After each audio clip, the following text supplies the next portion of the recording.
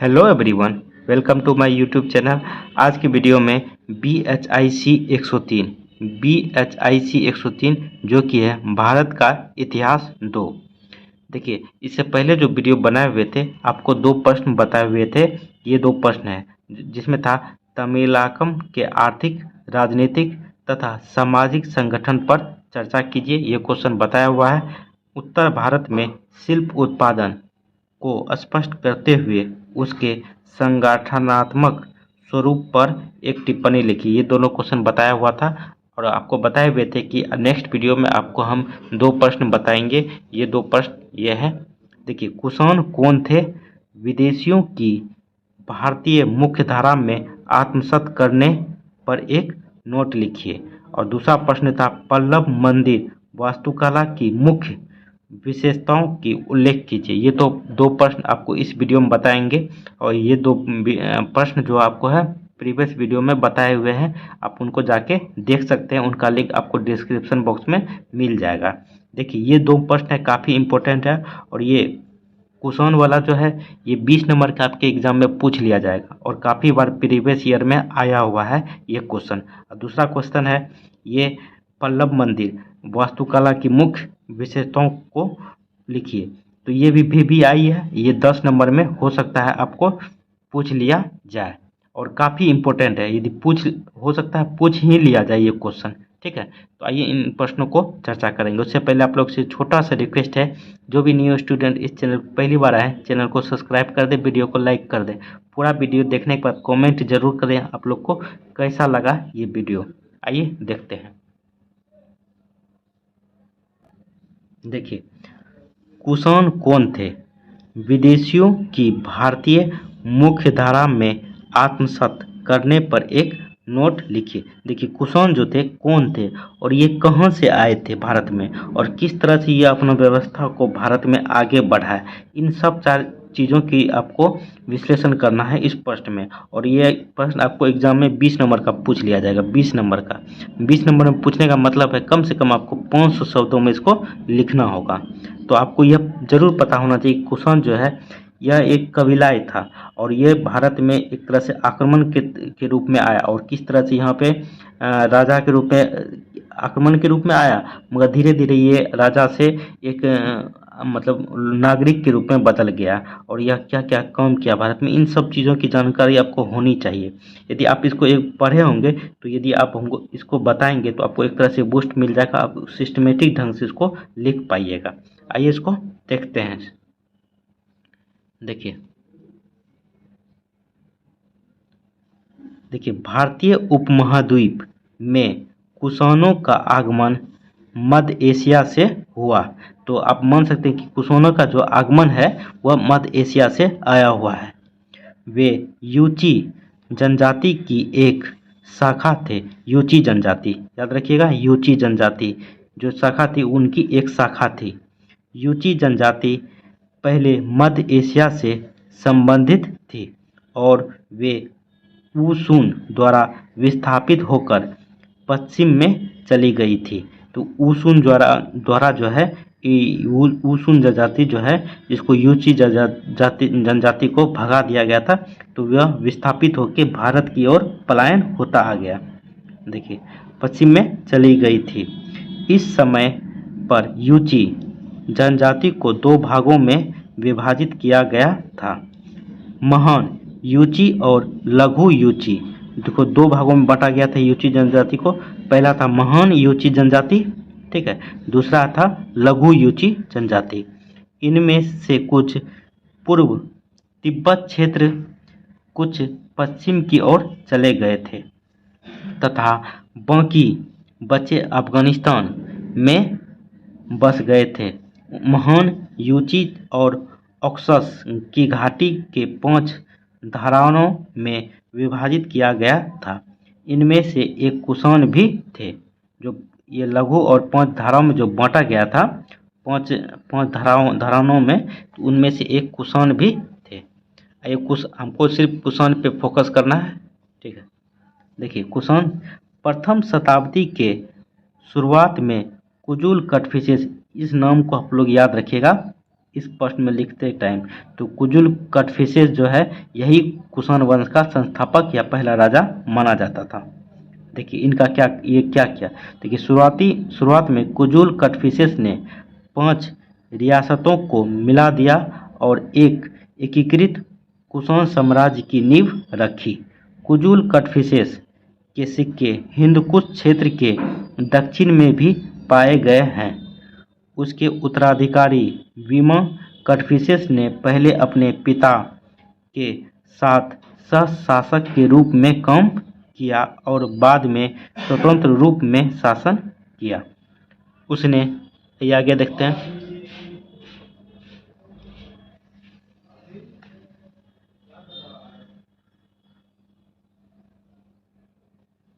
देखिए पहलवों को हराकर कंधार क्षेत्र जीत लिया। जो पल्लव था उनको हरा के जो है कौन हरा है? कुषाण हरा के जो है कंधार क्षेत्र पे अपना कब्जा कर लिया और सिंधु घाटी और मथुरा क्षेत्र पर अपना नियंत्रण स्थापित कर लिया था। देखिए आगे, कुषाण साम्राज्य कनिष्क के शासनकाल में अपने शिखर पर पहुंचा। अधिकांश विद्वान स्वीकार करते हैं कि कनिष्क का शासनकाल 78 बीसी, ठीक है, 78 बीसी ईस्वी से शुरू हुआ था। तब से उसके उत्तराधिकारियों ने इस तिथि से एक नए संवत की शुरुआत करते हुए अपने अभिलेखों को दिनांकित किया। तो जब कनिष्क अपने शासन बना, यदि उत्तराधिकारी बना, राजा बना, तो जिस टाइम से राजा बना उस टाइम से हमारे भारत में जो है दिनांकित व्यवस्था जो है शुरू हो गया था। दिनांक के साथ इतिहास लिखने का प्रारंभ शुरू हो गया था। ठीक है, देखिए सिंह 2009। कनिष्क के शासनकाल के दौरान साम्राज्य का विस्तार पूर्व में गंगा घाटी तक और दक्षिण में मालवा क्षेत्र तक था। पूर्व मतलब ऊपर की तरफ भारत में, वहाँ पे गंगा घाटी तक और नीचे में मालवा के क्षेत्र तक था। कुषाणों का प्रभाव पश्चिमी और मध्य भारत में भी देखा गया, जहाँ शक छत्रपो मतलब आप समझ लीजिए, छत्रपो मतलब शक का जो राजा होता था वो ने कुषाणों शासकों के आधिपत्य को मान्यता दी थी। तो ऐसे ऊपर कर लेते हैं। देखिए कनिष्क के शासन का उल्लेख बिहार के पाटलिपुत्र और चंपा में स्थित रबाटक, इसको याद रखिएगा, रबाटक अभिलेख, रबाटक शिलालेख में भी मिलता है, जो चक्रवर्ती 2013 में इसे खोजा गया था। देखिए आगे, BN मुखर्जी का मानना है कि मालवा क्षेत्र के खनन और निम्न सिंधु में व्यापार की संभावना के कारण कुषाणों का विस्तार हुआ। इसके अलावा यह तर्क भी दिया गया है कि मकरान तट के साथ व्यापारिक संबंधों में गिरावट के कारण कुषाणों का पतन हुआ। तो किसके वजह से गिरावट? मकरान में जो है, मकरान तट पे जो व्यापारिक संबंधों का जो गिरावट हुआ, इसी कारण कुषाणों का जो है पतन होने लगा। ठीक है, तो याद रखिए, मकरान तट के व्यापारिक संबंधों पे जो गिरावट हुआ, इस कारण भी कुषाण का पतन होना स्टार्ट हो गया था। क्योंकि पतन हुआ तो उसको राजस्व कम आने लगा, तो वो अपना व्यवस्था को सही ढंग से चलाने में उसका व्यवस्था फेल हो गया, तो उनकी बहुत जो है पतन की ओर जाने लगा। देखिए यह इस बात का संकेत है कि आर्थिक संभावनाओं ने कुषाण शासकों के विस्तार में महत्वपूर्ण भूमिका निभाई। कनिष्क का साम्राज्य संभवतः अधिकांश अफगानिस्तान, चीन के पूर्वी भाग, जो कनिष्क का जो साम्राज्य था वह संभवतः अफगानिस्तान, चीन का पूर्वी भाग, आइए देखते हैं। देखिए, और मध्य एशिया में ऑक्सस घाटी, मध्य एशिया का जो ऑक्सस घाटी है, ठीक है, यहाँ तक फैला हुआ था, ठीक है, कि उत्तर तक विस्तारित था। काफ़ी बड़ा भूभाग पे कुषाण का शासन चला था। देखिए इन विशाल क्षेत्रों का समावेश व्यापार के कारण ही था। दूसरे शब्दों में कहे तो इस विशाल साम्राज्य ने व्यापार के जरिए चीन से पश्चिम एशिया तक व्यापार को सुविधाजनक बनाने में महत्वपूर्ण भूमिका निभाई। महान रेशम मार्ग, याद रखिएगा, महान रेशम मार्ग जो है कुषाण साम्राज्य के उत्तरी हिस्से से होकर गुजरता था। ठीक है, देखिए मौर्य काल के पश्चात उत्तर पश्चिम सीमांत में लोगों का बड़े पैमानों पर संचलन हुआ। तो उस उत्तर पश्चिम के सीमांत लोग जो है काफ़ी प्रचलित हुआ,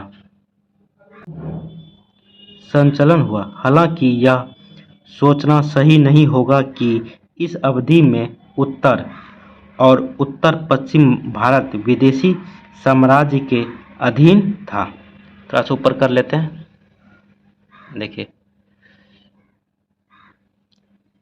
इस अवधि में विदेशी और भारतीय के बीच का अंतर स्पष्ट नहीं था और कालांतर में यवन, शक आदि भारतीय उपमहाद्वीप की आबादी का हिस्सा बन गए। ग्रीक, शक, पार्थियन, कुषाण आदि का धीरे धीरे भारतीयकरण हुआ।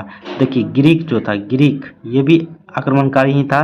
शक और पार्थियन एवं कुषाण जो है धीरे धीरे ये भारत की संस्कृति में बदल गया, भारतीयकरण इनका हो गया। भारतीय संस्कृति के कानूनविद मनु के अनुसार शक और पार्थियन क्षत्रिय थे जो अपने कर्तव्यों से विमुख हो गए थे।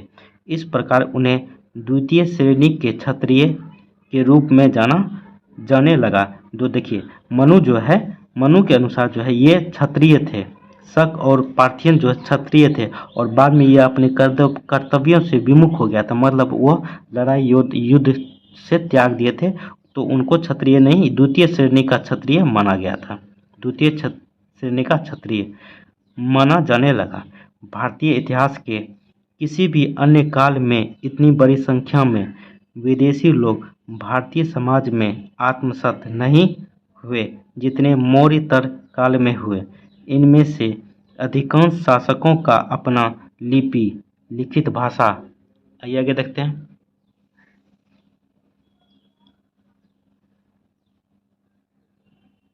देखिए या कोई संगठित धर्म नहीं था, वे भारतीय समाज का एक अभिन्न अंग बन गए। देखिए उसका कोई भी लिपि, अपनी लिपि या अपनी भाषा एवं कोई की धर्म नहीं था। ठीक है, धर्म भी नहीं था, वो जो है भारतीय समाज में जो है भारतीय समाज में का एक अभिन्न अंग बन गया। ठीक है, जिसमें उन्होंने काफ़ी योगदान दिया। उन्होंने बेहतर घुड़सवार विद्या की शुरुआत की और बड़े पैमाने पर घोड़े का उपयोग शुरू किया। उन्होंने घोड़े के लगाम एवं जिन के उपयोग को लोकप्रिय बनाया, जो दूसरी और तीसरी शताब्दी ईसा पूर्व की बौद्ध मूर्तिकला में दिखाई देते हैं। अफगानिस्तान के बेग्राम से कुषाण घुड़सवारी के चित्र मिले हैं।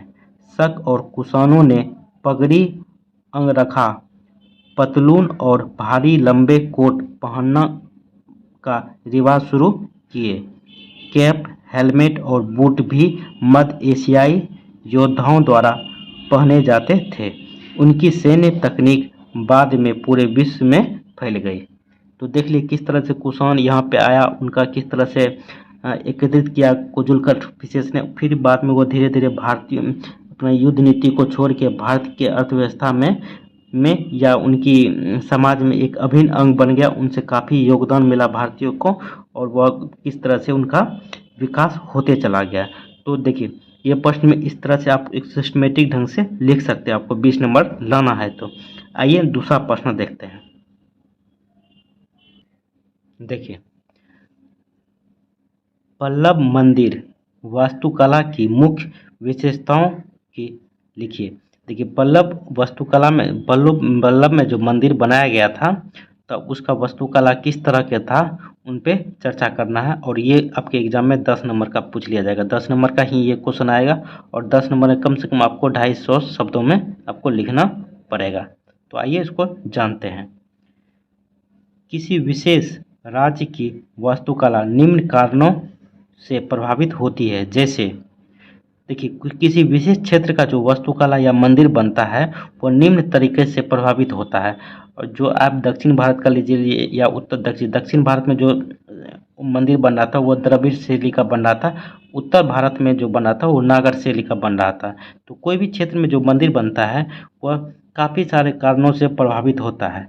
जैसे हम देख सकते हैं कि संबंधित क्षेत्रों में संसाधनों की उपलब्धता, जो भी संबंधित क्षेत्र में उस क्षेत्र में किस तरह का संसाधन उपलब्ध है मंदिर बनाने के लिए, उस पे मुख्य तरह से आप मंदिर का मतलब विशेषता मान सकते हैं। दूसरा है राजनीतिक परिस्थितियाँ, कि वहाँ का जो राजा है किस तरह का सोच रखता है, वह किस तरह का मंदिर पसंद करता है, यह भी एक तरह से मंदिर पे मतलब मुख्य मान सकते हैं आप। तीसरा है राजनीतिक संघर्ष, मतलब राजनीतिक संघर्ष मतलब हो गया आपको कि यदि कोई राजा कमज़ोर है, कोई बड़ा राजा है, तो वो जो होगा कि वो मंदिर को तोड़-ताड़ करेगा। तो यह भी एक तरह से आप मान सकते हैं कि यह भी पल्लव मंदिर की वास्तुकला पे एक विशेष विशेषता मान सकते हैं। राजाओं की पसंद, जो राजा राज करते थे उस टाइम में किस तरह का वह पसंद करते थे, किस टाइप का मंदिर पसंद करते थे, ये भी निर्भर करता है। तीसरा है कारीगरों के कौशल और विश्वास प्रणाली, तो कारीगर किस तरह से कौशल थे किस किस कला में, और विश्वास प्रणाली काफ़ी महत्वपूर्ण हो जाती है। ठीक है, तो आइए इसको देखते हैं एक विस्तार टाइप से, आप किस तरह से इसको लिख पाइएगा। देखिए, पल्लवों और पांड्यों ने ग्रेनाइट का प्रयोग किया था, जो उनके मंदिरों के निर्माण के लिए एक प्रकार की कठोर चट्टान है। देखिए, पल्लव और जो है पांड्य राजवंश जो था, ये ग्रेनाइट पत्थर का उपयोग किया था मंदिर बनाने के लिए। ठीक है, जो एक कठोर चट्टान है। नरम चट्टानों को काटना और कठोर चट्टानों को आकार देना आसान नहीं है। इसके लिए बहुत कुशल कारीगरों की आवश्यकता होती है। ऐसा माना जाता है कि संभवतः पल्लवों और पांड्यों द्वारा बनाए गए गुफा मंदिर को एक ही तरह के कारीगरों द्वारा बनाया गया था। भारत के सुदूर दक्षिणी क्षेत्र को जिसे तमिल प्रदेश कहा जाता है, प्राचीन काल में द्रविड़ प्रदेश, जो हम बताए हुए थे द्रविड़, इस यहाँ पे जो था द्रविड़ शैली का दक्षिण भारत में जो है, आप भारत का नक्शा जब बनाइएगा, ठीक है, तो नीचे की ओर जो था, नीचे दक्षिण की ओर यहाँ पे द्रविड़ शैली का कला स्थापित था, ऊपर की ओर नागर शैली का। ठीक, देखिए, द्रविड़ प्रदेश कहा जाता था। इसे द्रविड़ क्षेत्र में पल्लव शासकों ने जिस स्थापत्य शैली का विकास किया, आइए आगे देखते हैं।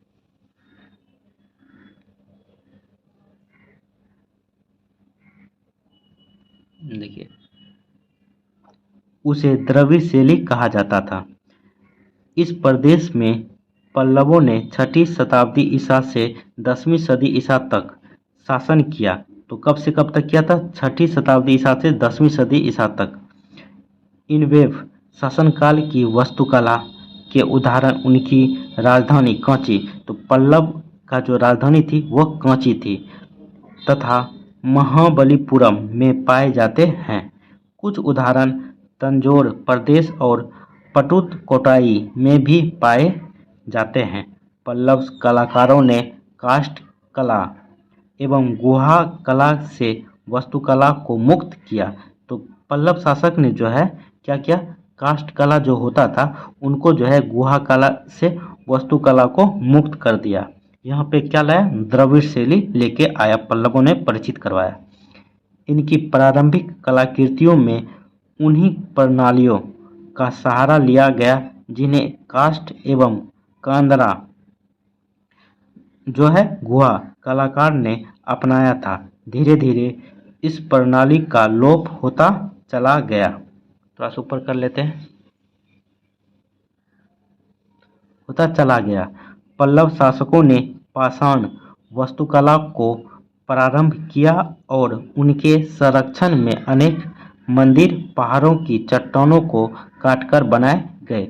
देखिए पल्लव शासक जो मुख्यतः जो है वह पहाड़ को ही काट के मंदिर बनाते थे, उसमें एक शैली देते थे, द्रविड़ शैली का उद्धार करते थे। ठीक है, जिनमें ब्रह्मा, विष्णु, शिव तथा अन्य हिंदू देवी देवताओं की मूर्तियां प्रतिष्ठित की गई। पल्लवकालीन वास्तुकला के विषय को 4 शैलियों में विभक्त किया गया जा सकता है, जिनमें से वुफस प्रमुख पल्लव नरेशों के नाम पर भी हैं। तो पल्लव असम 4 तरीका से जो राजा जब तक बना किस तरह से शैली था वो भी आप देखिए। देखिए पहला जो था महेंद्र वर्मन शैली, जो 610 से 640 ईस्वी तक के बीच में था। दूसरा था ममल शैली, जो 640 से 674 ईसा पूर्व तक था। तीसरा है राज सिंह शैली, जो 674 से 800 ईसा पूर्व तक रहा। 4 है अपराजिता शैली। ठीक है, ये 4 शैलियों में मंदिरों का मतलब विभाजन किया करके किस तरह से विकास होता गया मंदिरों का, ये दर्शाता है। देखिए यदि आप इसको एक तरह से ये थोड़ा सा लंबा खींचना चाहते हैं तो जो पॉइंट हम ये बताए हैं इस पे आप एक थोड़ा सा लंबा खींच सकते हैं। जैसे हो गया संबंधित क्षेत्रों में संसाधनों की उपलब्धता, कि संसाधनों की उपलब्धता भी मंदिरों पर एक प्रभाव डालता है। दूसरा है राजनीतिक व्यवस्था किस टाइप की थी, इस पे भी थोड़ा सा आप चर्चा करके लंबा खींच सकते हैं प्रश्न में। तीसरा है राजनीतिक संघर्ष, मतलब कि कोई राजा यदि आक्रमण करे तो उसके लिए मंदिर का जो है एक ठोस प्रदान करना था। ठीक है, राजाओं की पसंद, ये इस पे भी आप थोड़ा सा 2-3 लाइन लिख सकते हैं। कारीगरों के कौशल, इस पे भी आप कुछ ना कुछ थोड़ा सा लिख सकते हैं। कारीगर जो जो क्षेत्र में जिस टाइप का कारीगर मिलेगा उसी टाइप का मंदिर भी आपको बनने के लिए मिलेगा। ठीक है, तो दक्षिण भारत में द्रविड़ शैली का कारीगर काफ़ी निपुण था, तो उस टाइप का ही मंदिर मिलता है देखने के लिए। और विश्वास प्रणाली भी काफ़ी महत्वपूर्ण हो जाता है। ठीक है, तो इस पे आप थोड़ा सा लिख के लंबा खींच सकते हैं और आपको एक शॉर्ट पॉइंट बता दिए कि आप इस तरह से लिख सकते हैं। तो आपको कैसा लगा वीडियो कमेंट करके ज़रूर बताएं। चैनल को आप लोग सब्सक्राइब नहीं करते, चैनल को भी सब्सक्राइब कर दें। चलिए, थैंक यू दोस्तों, जय हिंद।